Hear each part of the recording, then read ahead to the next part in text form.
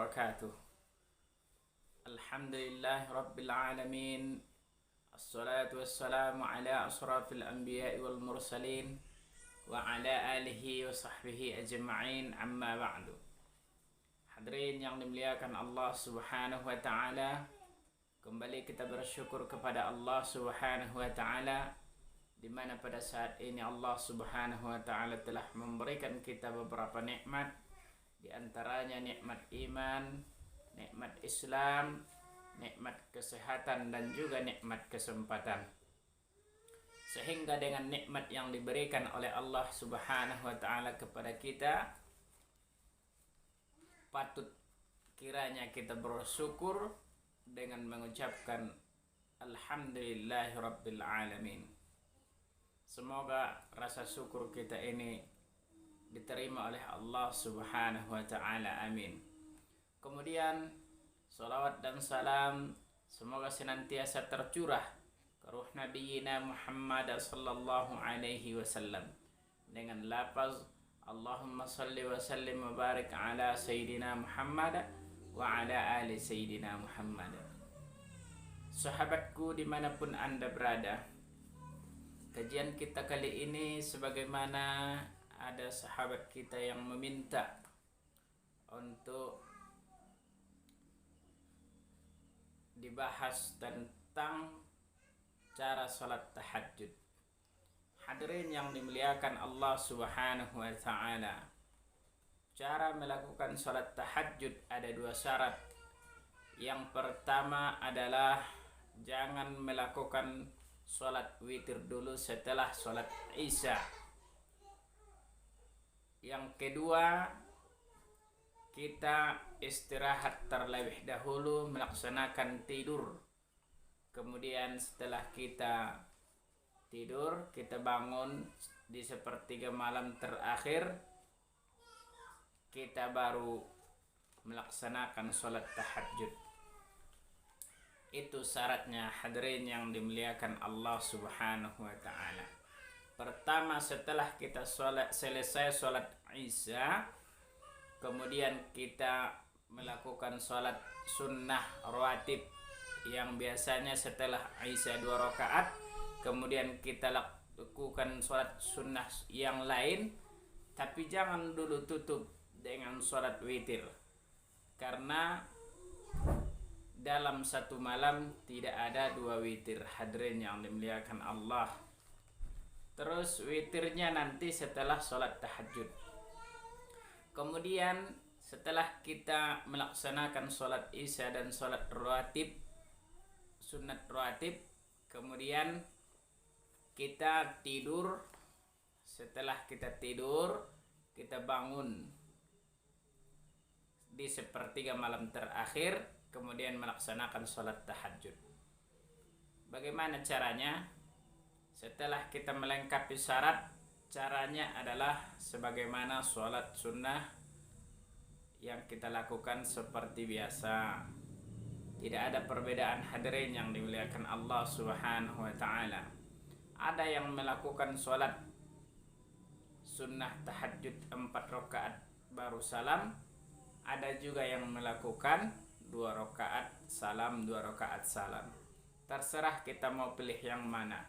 Rakaatnya yang biasa dilakukan adalah 12 rakaat, hadirin yang dimuliakan Allah.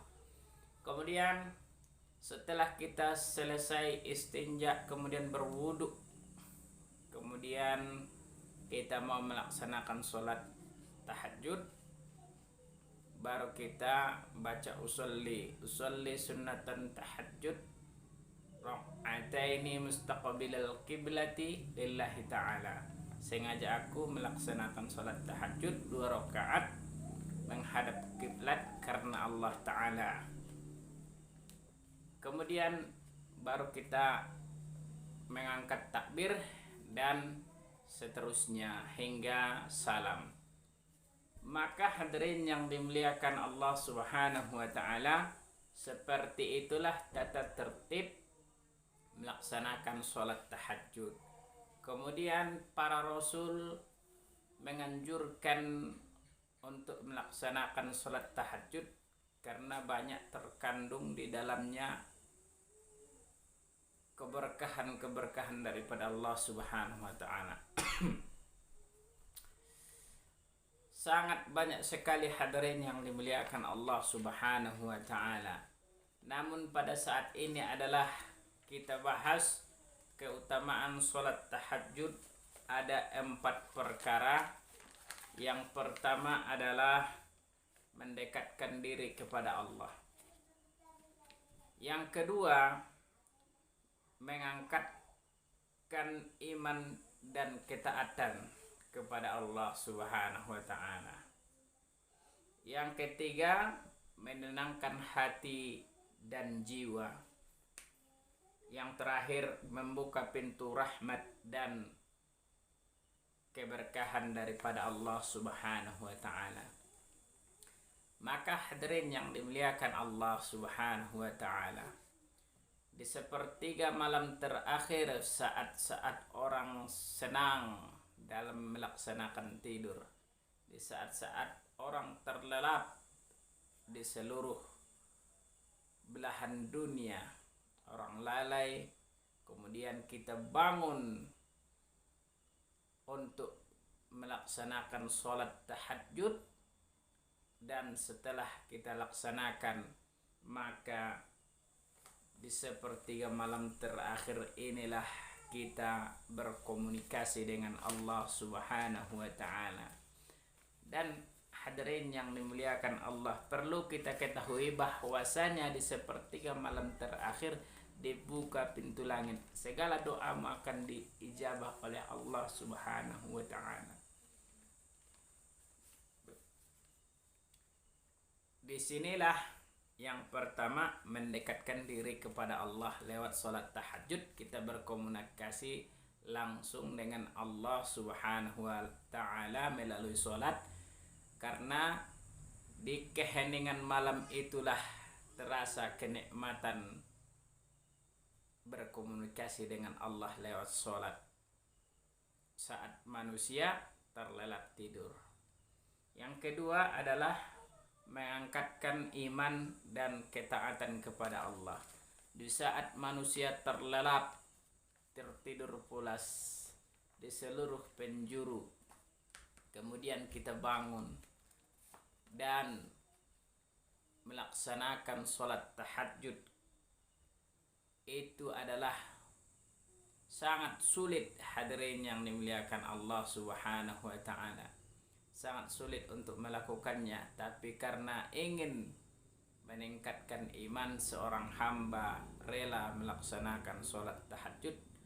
Di saat enak-enaknya tidur, dia melupakan tidur, kemudian berkomunikasi dengan Allah Subhanahu wa ta'ala. Itulah menambah keimanan dan ketaatan kepada Allah Subhanahu wa ta'ala. Di saat itulah hati dan jiwa kita ditempa dan menambahkan keimanan dan kegiatan ibadah kita kepada Allah. Yang ketiga adalah menenangkan hati dan jiwa. Tentu hati dan jiwa kita akan tenang ketika kita berkomunikasi dengan Allah dalam keadaan hening, tidak ada sesuatu apapun yang mengganggu. Kita bebas mengeluh kesahkan hati kita kepada Allah. Maka di saat itulah jiwa kita akan tenang hadirin yang dimuliakan Allah. Yang terakhir, membuka pintu rahmat dan keberkahan. Di sepertiga malam terakhir adalah dibukanya pintu-pintu rizki, dibukanya pintu langit, diijabah doa. Maka disitulah kita tenang. Setelah melakukan sholat tahajud, kita menadahkan tangan berdoa kepada Allah. Kemudian kita meminta apa saja yang baik-baik kepada Allah Subhanahu wa ta'ala. Insya Allah dengan keberkahan sholat tahajud, maka permintaan kita diangkat oleh Allah Subhanahu wa ta'ala. Maka hadirin yang dimuliakan Allah Subhanahu wa ta'ala, ketika kita melaksanakan sholat yang sunnah, terutama sholat tahajud, itu semakin mempertebal keimanan dan kepercayaan kita kepada Allah, dan menempa ketakwaan kita, semakin takut kepada Allah Subhanahu wa ta'ala. Maka hadirin yang dimuliakan Allah Subhanahu wa taala, kembali ke pembahasan cara sholat tahajud sebagaimana sholat sunnah yang biasa kita laksanakan. Niatnya juga sudah, dan syaratnya ada 2. Jangan dulu witir setelah sholat isya, kemudian tidur dulu, setelah tidur baru bangun, maka disitulah laksanakan sholat tahajud.